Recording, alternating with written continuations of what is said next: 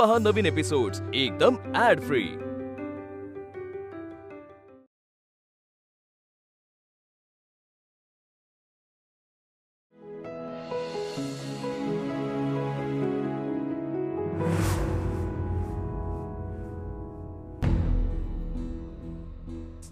बघितलं, बीपी 200 पर्यंत गेलाय।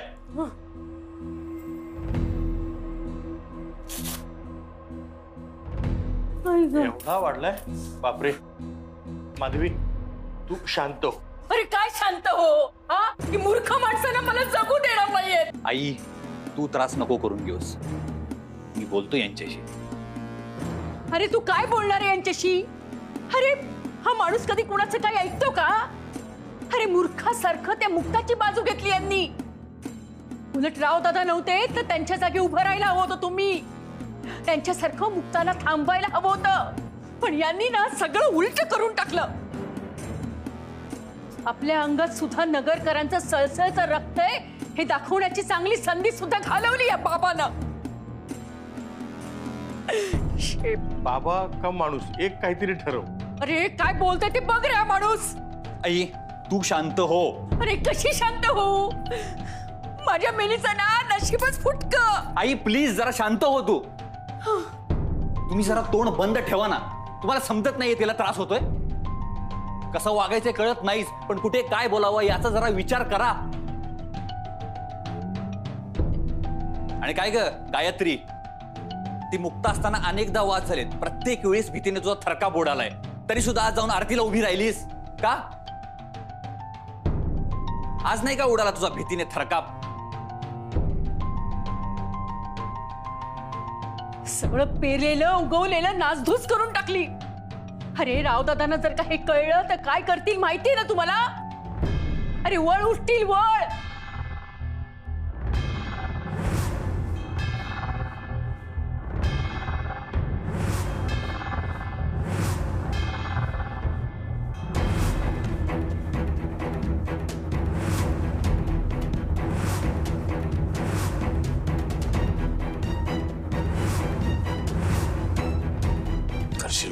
करशील मदत करशील तिला?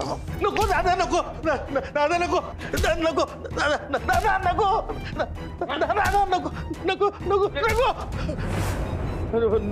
नको। अरे बोला ना, तुमची गाडी पुढे ढकला। हेच म्हणजे यातलं दादाला कुणीच प्लीज काही सांगू नका, नाहीतर फार ते हे असं होईल रे, सगळं हा अवघड होईल। हो, कोणीच काही सांगू नका दादा, प्लीज तू पण काही सांगू नकोस।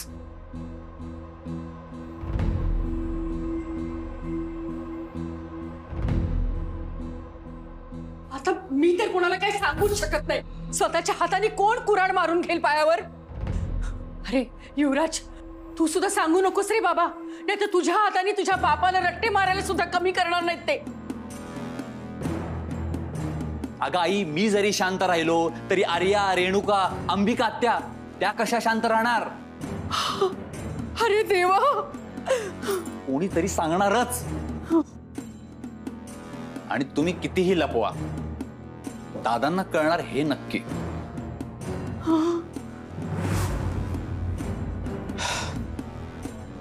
दादांना दोघांबद्दल कळायला नको।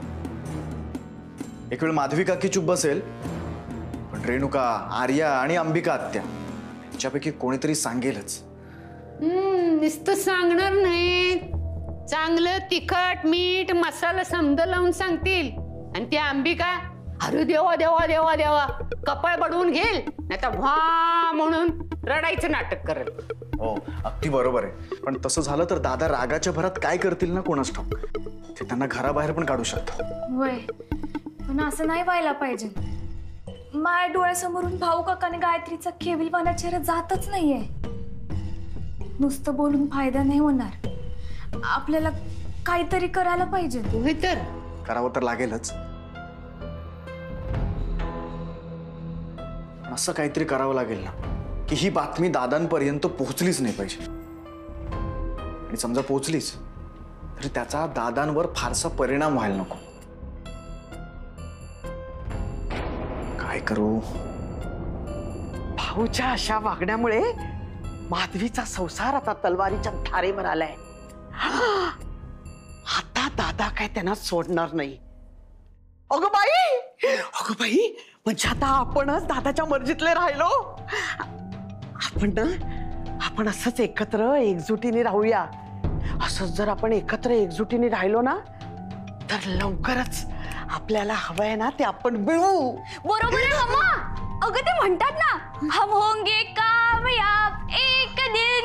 अगो आई किती हुशार आहे. आपल्याला जिंकायचंय बाळा. हो मम्मा. मग होगी शांती चारोर. अगं हे पण होईल. होईल. पण मम्मा काय ग? त्यासाठी ना आपल्याला तिघांना ना हातात हात घालून चालावं लागेल. काय अगं पुढे म्हटलंय ना, हम चलेंगे साथ साथ डाले हाथों में हाथ. अंबिके हिला आवर, नाहीतर ही पूर्ण गाणं म्हणेल. पप्पा ते गाणं नाहीये. हे गाणं नाहीये. संवाद गीत आहे आणि ते आपल्याला तिघांना मिळून म्हणावं लागेल तरच यश मिळेल ना. म्हणा. हम चलेंगे साथ साथ डाले हाथों में. हे घे हे या गाण्यावर ना रील्स आहेत. हो ट्रेंडिंग वर आहेत ला. खरं मला कसं माहित नाही. सुटलो. आता ना माझं डोकं अगदी स्पीडने धावायला लागलंय. एकटा का दादा घरी आला ना की मी त्याच्या समोर जाणार आणि त्याला सांगणार, दादा तुला माहितीये का भाऊनी आणि त्याच्या लेकीनी मुक्ताला साथ दिली. की मग किती एकदा दादा आले ना की बघ, सारंग मुक्ता आजीला तर शिक्षा होणारच ते. पण आता भाऊ काका आणि गायत्रीला सुद्धा जन्माची अद्दल घडवतील. त्याच लायकीचे आहेत ते. रेणुका, मुक्ताची बाजू घेणं म्हणजे तिला या घरची सून म्हणून पाठिंबा दिल्यासारखं आहे. आणि दादा हे कधीच सहन करू शकणार नाहीये. कारण प्रश्न आता फक्त दिलेल्या शब्दाचा राहिलेला नाहीये. शब्द मोडला तर दादांना हातात बांगडे आणि अंगावर साडी नेसायचं कधीच होणार नाहीये. कारण मी माझ्या वडिलांवर ती वेळच येऊ देणार नाहीये. मला तरी कुठे वाटतं ग असं व्हावं रेणुका. मी आपली आठवण करून दिलीये. मला फक्त माझा सारंग मिळाला पाहिजे बास. येस. काय सुचलं का? हो. काय सांग. एक मिनिट आजी. आऊ सांगा ना. हा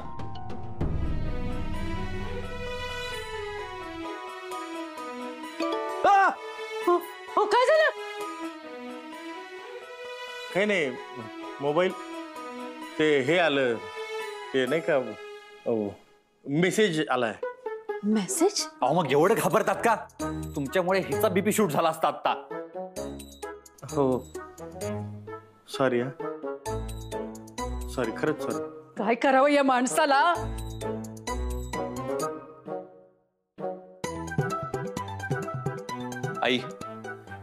आई तुझं पडतो.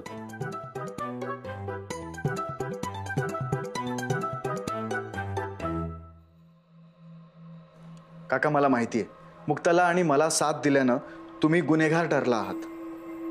पण तुम्ही आमच्यासाठी जे केलं ना ते आम्ही दोघं उभ्या जन्मात विसरणार नाही.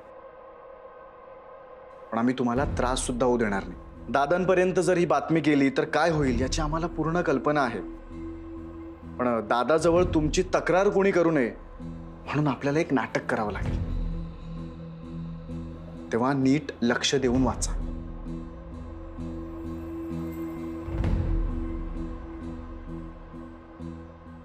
तर मग प्लॅन असा आहे,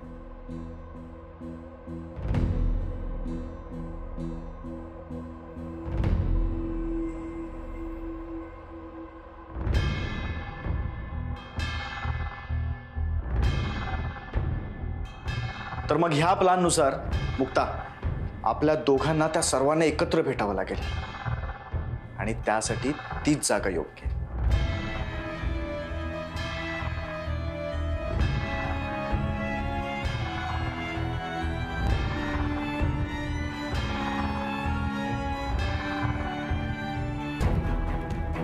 हो, एवढा वेळ कोणाचे मेसेज वाचताय?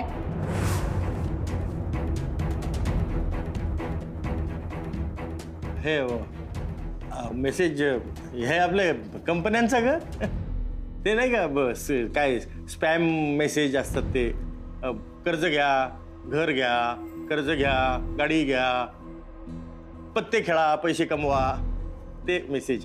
कंपनीचे मेसेज एवढ्या वेळ वाचतात? काय रे देवा, काय माणूस आहे.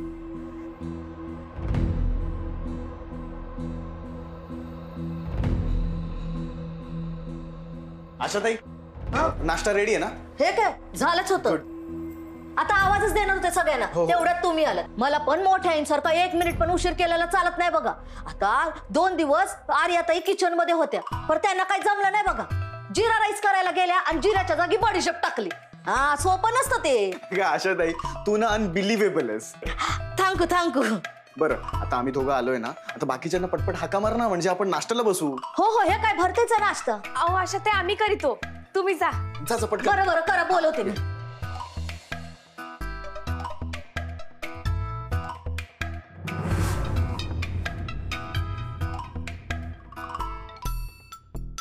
मुक्ताई काय करते?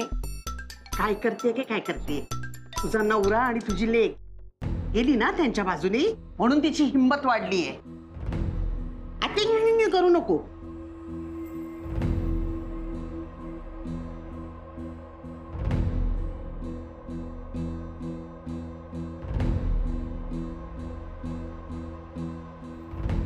त्या खुर्च्या अशा का मांडल्यात?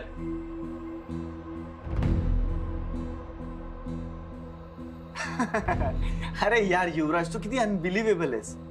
असो, कसं आहे ना, घरात ज्यांचं एकमेकांशी पटत नाही ते एकमेकांच्या बाजूला बसले तर त्यांच्या घशाखाली घास तरी कसा उतरणार. म्हणून आपल्या घरात जे 2 गट पडलेत त्यानुसार तुम्ही 7 जण इथे बसायचं.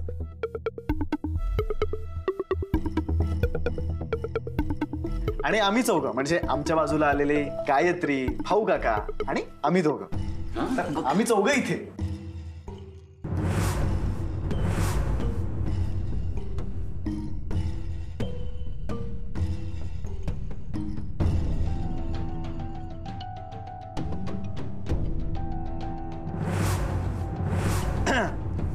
तर दादा घरी नाही आहेत, त्यामुळे सगळ्या बायकांनी आमच्या बरोबर बसून जरी नाश्ता केला ना तरी माझी काही हरकत नसणार आहे. दादा आला ना तर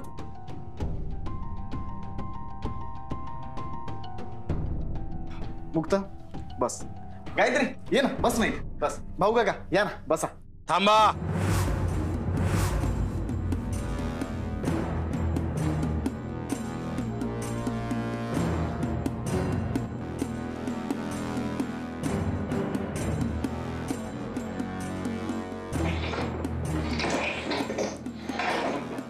गायत्री बस इथं.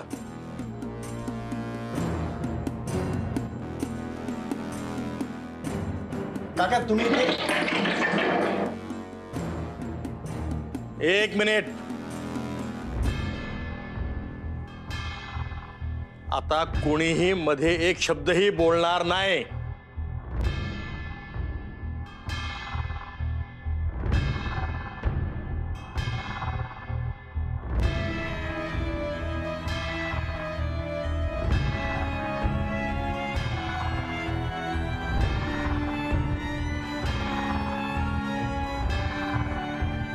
माझं बोलणं सुरू झालंय.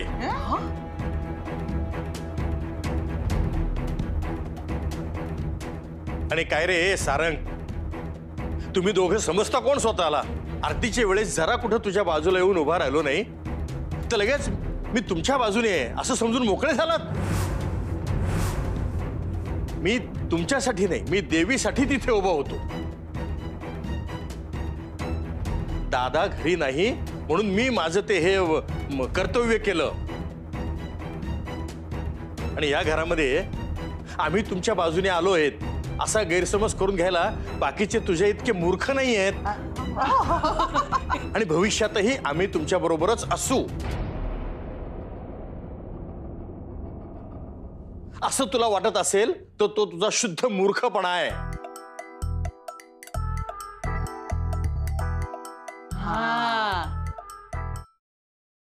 तुम्ही जे काही केलेत ना त्याबद्दल एक वेळ दादा तुम्हाला माफ करेल, पण मी नाही, कधीच नाही माफ करणार.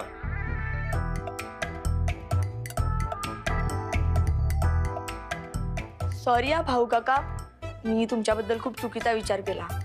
असू दे अगं, लहानांनी नाही चुकायचं तर मग कुणी चुकायचं.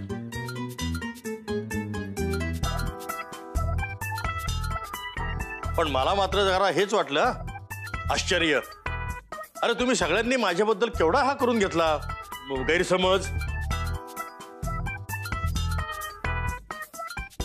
पण आता सगळे गैरसमज दूर झालेत ना आपले. काय हो?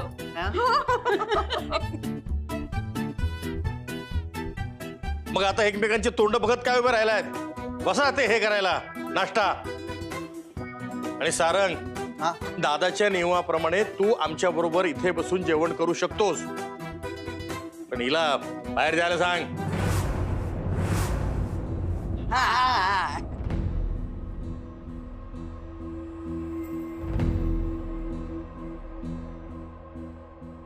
भाऊ काका, मुक्ता कुठेच जाणार नाही. या घरची सून आहे,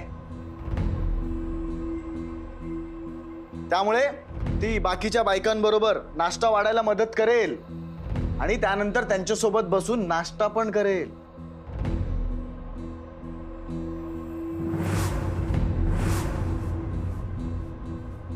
आणि संध्याकाळचं जेवण पण मीच करणार आहे.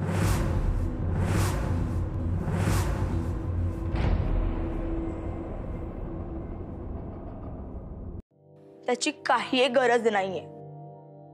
जेवण काय बनवायचंय आणि ते कोणी बनवायचं ते फक्त नगरकरांची सून म्हणजेच आर्या ठरवते आणि तीच ठरवणार.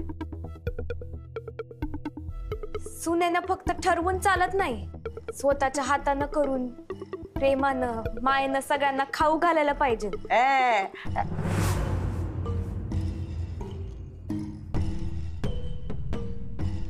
म्हणूनच संध्याकाळचं जेवण मीच बनवणार आहे. तू अशी नाही ऐकणार.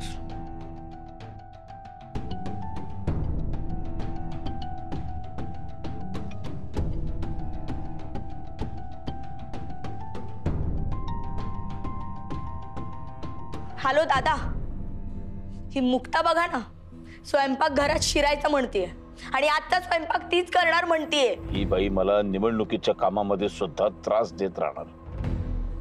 दे तिच्याकडे फोन. स्पीकरवर आहे दादा, बोला. एक गोष्ट लक्षात ठेवा, आज घरामध्ये अन्न शिजणार नाही, स्वयंपाकघर बंद.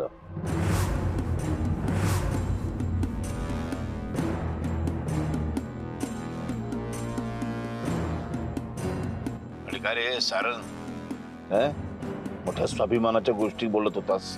आमचं स्वप्न आहे, आमचं भविष्य आहे, काय काय बोलत होतास, कुठे गेलं मग सगळं ते? एवढे आहात ना तुम्ही स्वाभिमानी, मग स्वतः कमवा आणि मग स्वतः अन्न शिजवा स्वतःच्या पैशानी.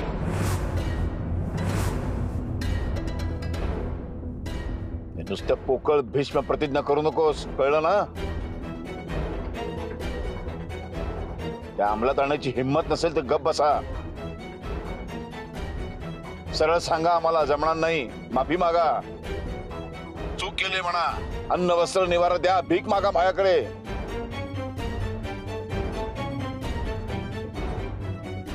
असे हजारो लोकांना मी फुकटात जेवायला घालतो, त्यात अजून दोघांना जेवायला घालीन.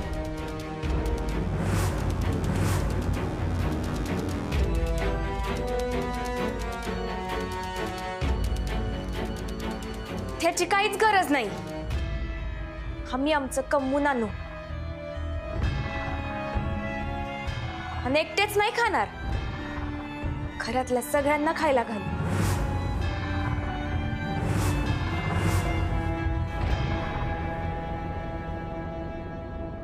ठीक आहे, जा जा, आधी पैसे कमावून दाखव आणि आजच कमावून दाखव, मग बोल.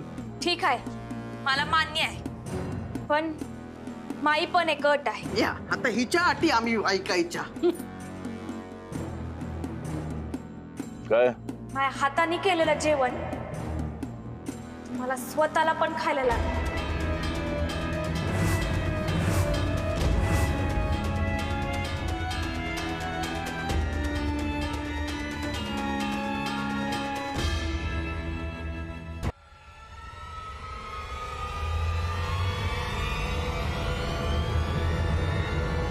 मंजूर.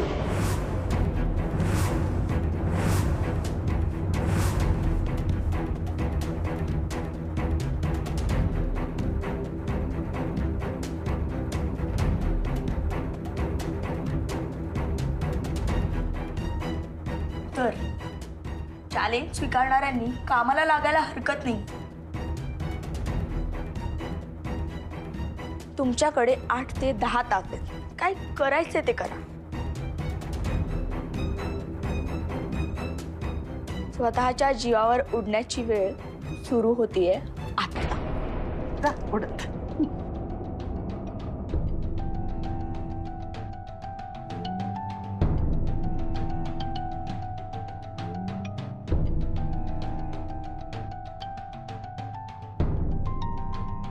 मुक्ता चल.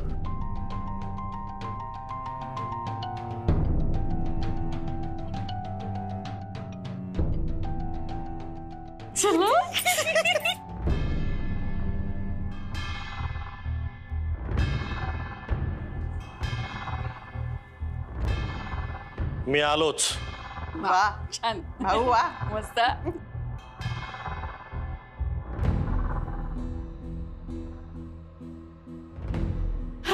तेव्हा देव पावला ग बाई.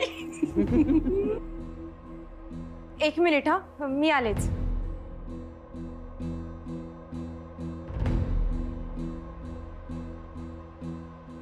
माधवी काय आता दादा फोनवर काय म्हणाला ग? काय आज घरात काहीच जेवण शिजणार नाही. हो पण तळलेलं चालेल ना. अरे देवा. अगं पाहिलं. म्हणजे घरात काहीच बनणार नाहीये.